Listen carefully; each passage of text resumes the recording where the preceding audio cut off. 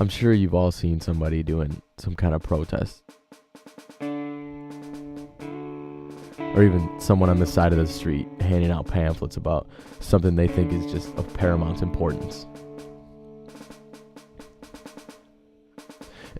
Any demonstration like that really is a way for someone to say to the world, believe me, I found a problem and here's a solution. And some people do it for really noble causes, and some just try to sell you something. But with so many people in the world willing to tell you, here's the solution, why is there still so many problems?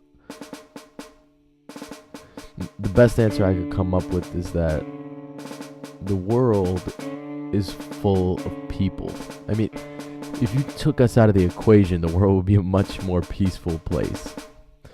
There would be no busy streets, no sirens, no bar fights, no divorces, no rapes, no layoffs. And at this point you may be thinking, and no one to enjoy this great peaceful world. Exactly, that's my point. We're clearly on top of the world, but really most of our hurt or pain in the world is a result of someone else's effort. For the most part, at least. And most people won't deny that, but at the same time, it doesn't change. That's how it's always been.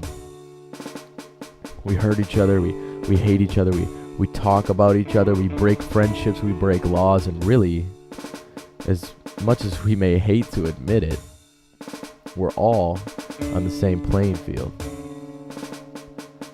So, what do we do?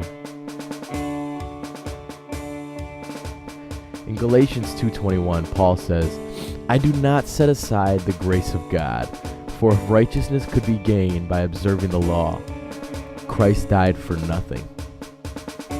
Grace is really something we're given that we did nothing to deserve. And what Paul is saying here is that this gift is Christ. And it's not only Jesus, but it's also what he did.